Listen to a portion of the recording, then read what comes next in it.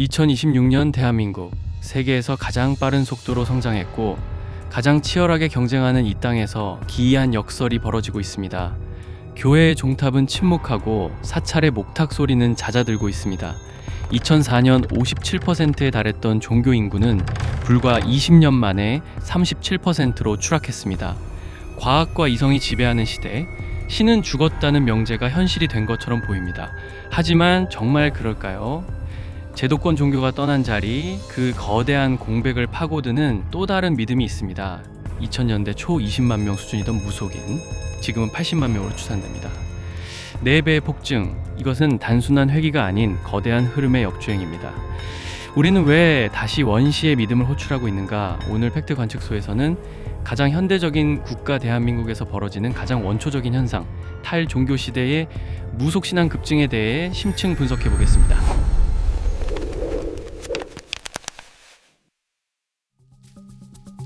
이 현상을 이해하기 위해선 먼저 거대한 물결, 세속화를 알아야 합니다.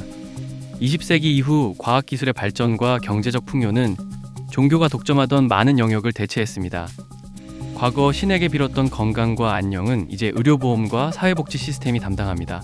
전 세계적으로 종교의 영향력은 감소했고 특히 서구 선진국을 중심으로 종교가 없는 무종교인은 2020년 기준 19억 명, 인류의 24.2%에 달하는 거대 집단이 되었습니다. 한국은 이 세속화의 가장 드라마틱한 실험실이었습니다.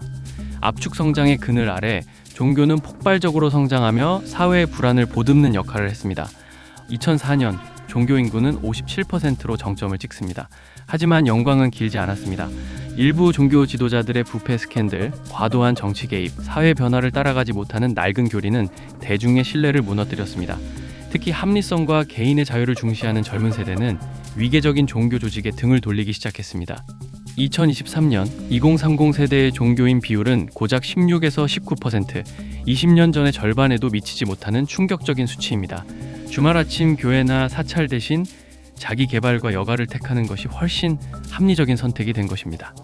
제도권 종교의 권위는 그렇게 빠르게 무너져 내렸습니다.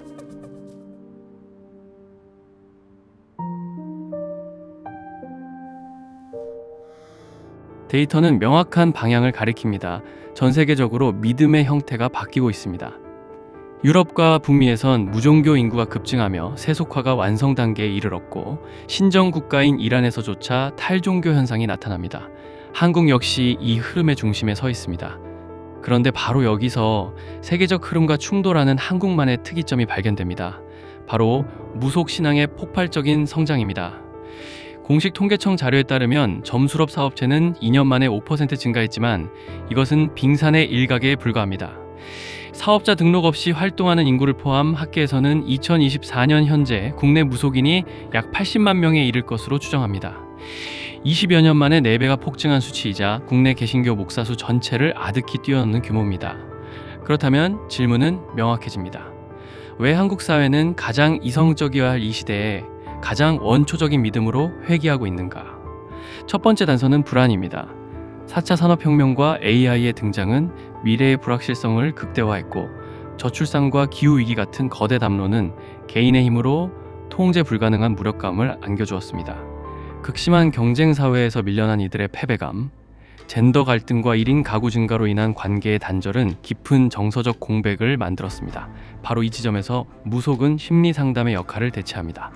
복잡한 교리나 엄격한 규율 대신 무속은 당신의 잘못이 아니다, 앞으로 잘 될 것이다 라는 즉각적이고 현실적인 위로를 건넵니다. 취업, 결혼, 사업 등 가장 절박한 문제에 대한 맞춤형 카운슬링을 제공하는 것입니다. 두 번째는 인식의 변화입니다. 1980년대 이후 무속은 미신이 아닌 전통 문화의 일부로 재조명받기 시작했고 미디어는 이 변화를 증폭시켰습니다. 유튜브와 SNS는 무속의 문턱을 낮췄고 영화 파묘의 흥행은 무속을 젊은 세대에게 힙한 K.O. 컬트로 각인시켰습니다. 더 이상 음습한 미신이 아닌 흥미로운 문화 콘텐츠로 소비되기 시작한 것입니다.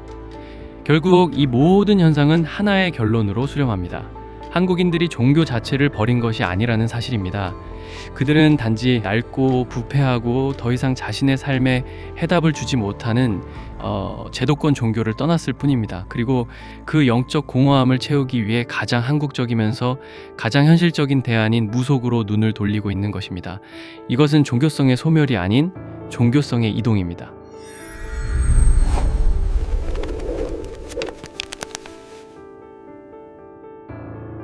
무속의 부활은 우리 사회에 어떤 영향을 미치고 있을까요? 긍정적 측면에서 이는 개인의 불안을 완화하고 공동체의 전통을 잇는 문화적 현상으로 볼 수 있습니다. 중요한 결정을 앞둔 기업가부터 이사 날짜를 정하는 평범한 개인까지 무속은 삶의 불확실성을 관리하는 하나의 도구가 되었습니다. 그러나 빛이 강하면 그림자도 짙어지는 법. 규제 없는 무속 시장은 심각한 사회 문제를 낳고 있습니다. 수천만 원을 호가하는 굿비용, 심리를 교묘하게 파고드는 사기와 가스라이팅은 수많은 피해자를 양산합니다. 과학적 검증이 불가능한 영역이라는 점을 악용해 절박한 이들의 믿음을 착취하는 범죄가 끊이지 않는 것입니다. 하지만 이 현상을 단순한 한국의 기이한 미신 열풍으로만 치부할 수는 없습니다. 놀랍게도 가장 합리적이라 여겨지는 서구 사회에서도 유사한 흐름이 감지됩니다. 영국에서는 자신을 샤먼이라 밝힌 인구가 10년 만에 12배나 급증했습니다. 이른바 네오샤머니즘은 전통의식을 현대적으로 재해석해 자연과의 교감과 내면의 치유를 추구합니다.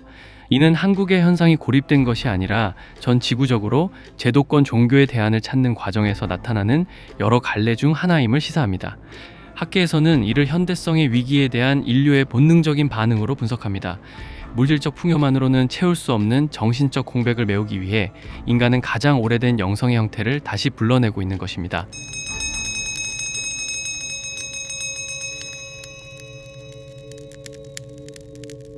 결국 우리는 거대한 질문 앞에 서게 됩니다. 인공지능이 인간의 지성을 뛰어넘는 특이점을 향해 달려가는 시대에 우리는 왜 여전히 신을 찾고 있는가?